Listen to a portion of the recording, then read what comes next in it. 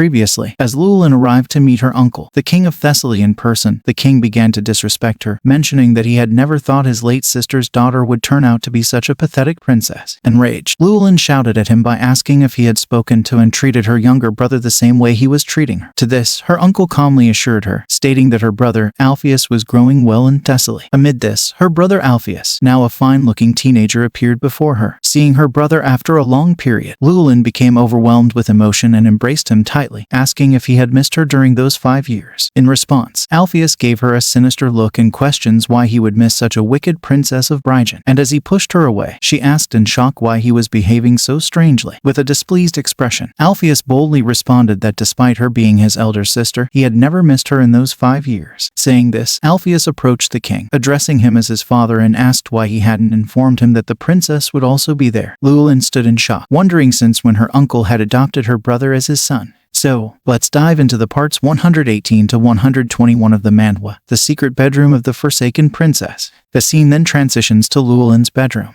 where a maid enters with a glass of cold water, suggesting Lewellyn to calm herself by drinking it. And as Lewellyn drinks it, the maid asks if she is sick or something. The maid mentions Almondite, expressing that handsome guy is very worried about her. And as Lewellyn asks where Almondite is right now, the maid informs that he left a little while ago. Shivering, Lewellyn reflects that he is always like that, as he is never there whenever she needs him. From here, the scene shifts to the palace lawn, where the gloomy Lewellyn imagines her uncle's face, reflecting that she can't believe that her brother Alpheus doesn't remember her. Besides, she endures all the humiliations and was alive all this time to meet her brother. On top of that, her only goal in life is to be reunited with that child. However, she never thinks that their meeting would be like this. Weeping, she adds that she is still happy, as she meets her brother again, whom she thought she would never see again. With a stream of heavy tears, she sees her reflection in the fountain's water, and wonders why she is crying when she knows that her brother is totally safe. Plus, it seems like he is loved in Thessaly, and above all, he grows up healthy and well. Amid this, Coco stealthily comes and sits on Lewellyn's shoulder. Shocked, she observes a letter tied on Coco's leg and finds Tristan's name written on it. Becoming happy, she caresses Coco and thanks it for bringing the letter. By opening it, she mutters she sent a letter yesterday and got a reply in just 1 day. And as she reads it, Lewellyn finds that Tristan is happy to know that she trusts him.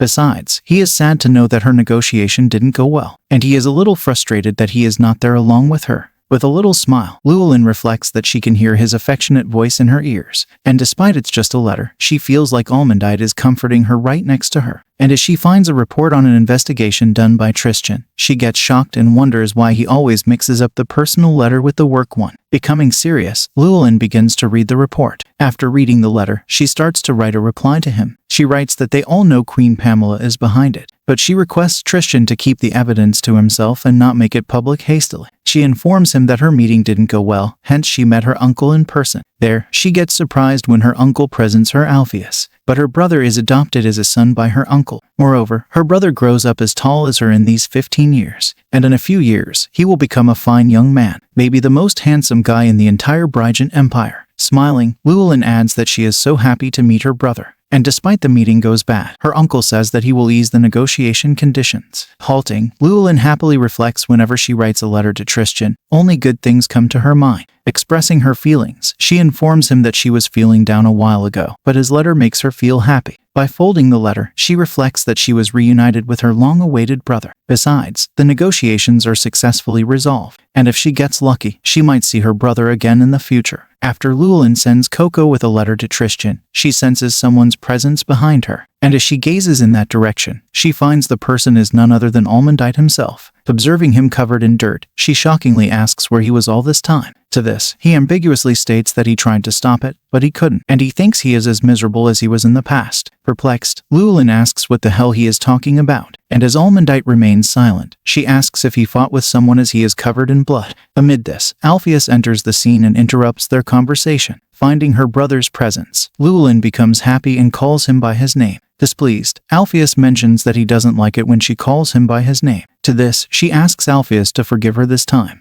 By stepping towards him, she asks if he is out for a night walk. However, Alpheus doesn't answer and passes beside Lewellyn. Approaching Almondite, Alpheus begins to scrutinize his face with a serious expression. To this, Almondite bows down and greets the prince. To this, Alpheus questions if he is from Thessaly. In response, Almondite mentions that he is from Brigent. Scratching his head, Alpheus states that he has seen Almondite somewhere in Thessaly. Confused, Lewellyn wonders why Alpheus doesn't remember anyone. Further, Almondite questions if Alpheus says that he has seen him in Thessaly, then why he doesn't remember his sister with whom he spent his childhood. With a piercing gaze, he asks what kind of rudeness is this from the Prince of Thessaly to the Princess of Brigent. Besides, why Alpheus scolded Lewellyn for calling him by his name, and passed beside her without accepting her greeting. Moreover, he still treats her like she was invisible to him, and how he dares to insult the princess, who represents Brigent. Not wanting to stop, Almondite mentions that even if the princess loves Alpheus, he disrespected her by stating that he doesn't remember her. Shocked, Lewellyn wonders how Almondite can preach him when he can't even bow his head properly. Nervous, Alpheus asks how a knight dares to teach him manners. Enraged, he orders Lewellyn to control her knight's mouth. Plus, is it a conspiracy from Brigent's princess to insult Thessaly's prince through a mere knight? Teasing, Almondite suggests Alpheus talk with him and not with the princess. Shocked, she wonders why Almondite is behaving so strangely, and if he has already decided that it doesn't matter if his identity is revealed. However, she doesn't feel pissed at him, as he is angry at Alpheus on her behalf. But still, she can't let him go any further. To this, Lewellyn asks why Almondite is being rude to the prince. Hearing this, Almondite shifts his annoyed gaze at her. Yet, upon observing Lewellyn's worried expression for his identity, his heart melts and he becomes calm.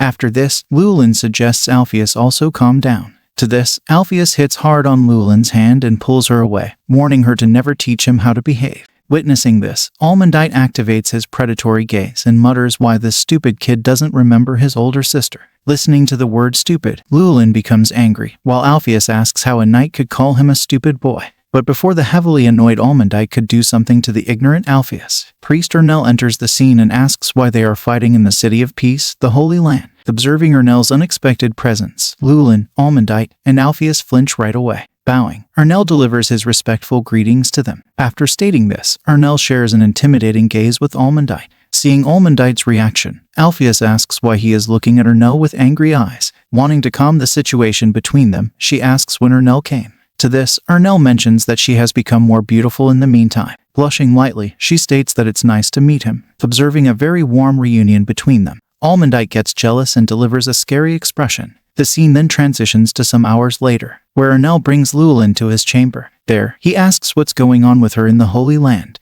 and why she didn't inform the Holy Land that Almondite was coming with her, as it could have caused a problem. Seeing Lewellyn's gloomy reaction, he delivers a sigh and expresses that he is not scolding her, but is simply worried about her safety in the foreign land. Approaching Lewellyn, Ernell holds her hand and expresses that his heart aches so much when he sees her in an apologetic state. Hearing his heart-warming words, she happily apologizes to him. And as they sit side by side, Ernell asks if it's true that Alpheus doesn't remember her as his elder sister. To this, Lewellyn states that it's fine, as she at least met with him, and he's alive and growing well. Hearing this, he reminds her that she is clearly depressed, and she doesn't need to hide it from him. Feeling gloomy, she expresses that it's true she didn't get the emotional reunion she wanted, but she doesn't want to be greedy. And as Ernell asks if her uncle, the king, has shown her anything. Hearing this, she reflects that her uncle asked her to come to his room without anyone if she wants to know the truth. With a sigh, he states that he knows everything, as she can't lie so blatantly with a face that seems to be hiding something. Springing up, he questions if she will come to see him after she meets with her uncle. And as Lewellyn doesn't reply, Ernell threatens her, mentioning that he will expose the Duke's identity if she does not.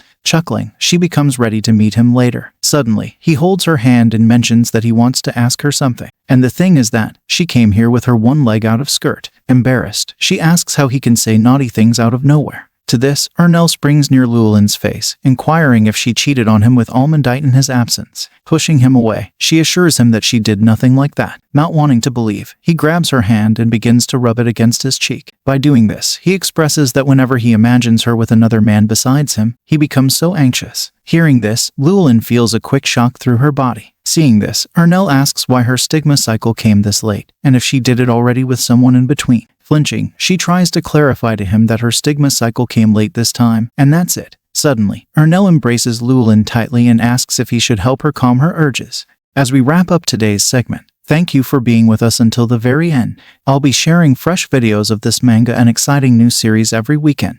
Your support is invaluable, so please subscribe and hit the notification bell to stay updated. Your encouragement keeps the channel thriving, and I appreciate it immensely. Until next time, take care and goodbye.